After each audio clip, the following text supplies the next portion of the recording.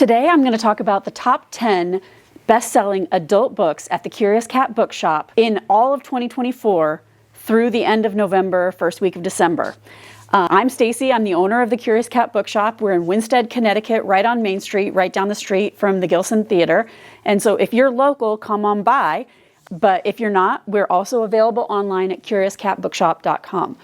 I should note that these are our top best-selling books. We've also got favorites that didn't necessarily hit the top of our top 10 bestseller books, so we'll cover that in another video.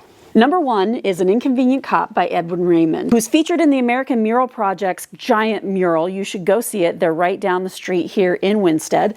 He's one of the highest ranked whistleblowers in the history of the New York Police Department and one of the country's leading voices against police injustice. He started out in policing because he wanted to make a difference in his community and soon became disillusioned of all the things that he was expected to let slide. If you followed the news back in about 2015, 2016, you'll recognize Edwin Raymond's name as the whistleblower who pulled the curtain back on how the NYPD was using illegal policing methods. And this book digs into how he wrestled with the idea that cops shouldn't push back against a corrupt system. All in all, it's a book about how police should be servants of the community, and it's definitely a book to pick up. Number 2 is Around Every Corner of Connecticut by local travel reporter Sarah Cody. She explores 100 of the 169 towns in Connecticut. People in our area love local, and so this is a really wonderful way of getting to know all the interesting things that are possible to see right here in Connecticut. And did you know that we have a barn trail, a wine trail, a chocolate trail, and I don't know if she covers it because it's fairly new, but we have a bookstore trail as well, which we participate in. It goes from Independent Bookstore Day, which is the last Saturday in April, through Labor Day. It's a one weekend race for the first part of it and the slow and steady for the whole summer. There were 21 bookstores that participated in it last year. So that is Around Every Corner of Connecticut by travel reporter Sarah Cody. Number 3 is The Women by Kristen Hanna. If you loved that TV show in the 90s, China Beach, or if you love historical fiction set in the 20th century and looking to break out beyond World War II, this is the book for you.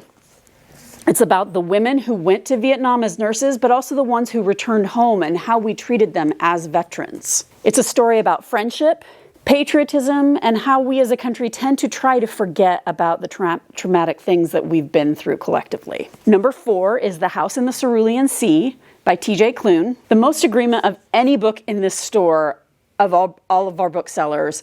We've got 3 out of 4 of our booksellers recommending this, and the only reason why I personally can't is because I haven't read it yet. So this is on my next to read list, but this is number 4 in our best-selling titles of 2024. It's so popular in the store right now that this is the last copy left. So I would not be surprised if this ended up moving up the list through the holiday season to become a little bit higher up on the list by the end of December. It's a cozy fantasy about a social worker who oversees some of the most quote-unquote dangerous magical orphans at an orphanage out in the middle of nowhere on an island. And he has to determine whether they will bring about the end of the world. We've got a gnome, a sprite, a wyvern, an unidentifiable green blob named Chauncey, a were-Pomeranian, and the Antichrist. It's a book about found family, romance. There is a love story between the social worker and the man who runs the orphanage. And I've been told it's basically a warm hug in a book form. So I can see why it's number 4 on our list. And yes, I need to get to it myself. Number 5 is The Guncle by Stephen Rowley. This is about a once famous gay sitcom star whose unexpected family tragedy leaves him with his niece and nephew for the summer. It's got a nice Connecticut connection too. The main character is from Connecticut. And Patrick, gay Uncle Patrick, or Gup for short, is an awesome uncle, but when his brother's wife dies and his brother has a health crisis of his own, he doesn't really feel completely ready for being these kids' primary caretaker. So there's a growth. He has to get past his own heartaches to make sure that these kids have the home that they need. And it's just a warm and funny story.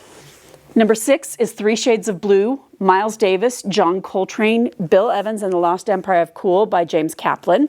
It's from the author of the definitive biography of Frank Sinatra, and this is the story of how jazz arrived at the pinnacle of American culture in 1959. Told through the story of these 3 towering artists, Miles Davis, John Coltrane, and Bill Evans, who came together to create the most iconic jazz album of all time, Kinda Blue. Kaplan explores their struggles when we're talking about personal struggles, struggles with drugs, their tragedies, choices, and their relationships with other artists of this time period, and how they developed their art against the grain of the time that they lived in. So it's not just a musical look, it's a personal look at them from a biographical standpoint that it comes highly recommended. Late Father by local poet Taylor Mali. Taylor came to the American Mural Project earlier this year, and this fall he came to the bookstore. This book, Poems, is about him exploring the idea of him becoming a father late in life, but also his father having recently passed away. And it's some beautiful poetry. Number 8 is The Devil's Rooming House by M. William Phelps. If you're a fan of the Cary Grant movie Arsenic and Old Lace, this is the real-life inspiration for that. That was a complete screwball comedy, completely absurd, but this is not absurd at all. This is a story about a woman who owned I think it started as a bed and breakfast, but became a retirement home in Windsor, Connecticut, not too far from here. And she created this system where she promised retired men that she would give them complete care for the rest of their lives for only $1,000. And this was in 1911, so $1,000 was a lot of money, but not that much money. And as these men continued to live, the woman started running out of money, and her business plan didn't quite work the way she thought it would. And so her solution was to start killing, some estimate, up to 60 men, including 2 of her husbands. So, this is a little bit less funny than Arsenic and Old Lace, but it is crime, it's highly researched, and it's about America's most prolific female serial killer in the early 20th century. That was number 8 on our list. Now, number 9, a lot of you won't be surprised by this one at all. It's A Court of Thorns and Roses by Sarah J. Maas. If you love fantasy, if you love romance, if you love what we're now calling romantasy, you'll know why this is number 1 on our bestseller list. Sarah J. Maas is one of the top authors in this genre nowadays, and in this series, if you don't know, it's a retelling of Tam Lin, but really just taking off on that traditional tale in a completely new way. In this version, mortal Feyre kills a wolf, and for that crime is taken away to the land of the fairies. And Tam Lin in this story is one of the fairies, and she thinks of him as a beast, but as she gets to know him, she starts to come to understand him and starts to understand that there's something seriously wrong in his world that only she can help with. So this is definitely a favorite for romantasy readers. And number 10 is What Learning Leaves by Taylor Mali, the same poet as before.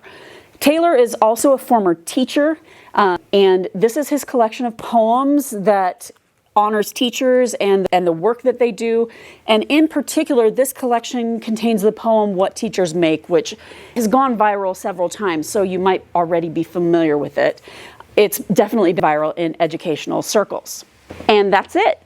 I'm curious to see how the top 10 changes over the course of the holiday shopping season, because we've still got another month to go. Well, about 3 weeks to go of the rest of the year. And for a lot of bookstores, we might make a third of our sales for the whole year from Thanksgiving till the end of the year. So this list might change in the next week. So I'll update you in January and let you know how it changes. Is there anything on this list that you've read and loved? Let us know in the comments. What books do you think more people should have picked up, even if they're not on the best-selling list? We'd love to hear from you in the comments. Let us know.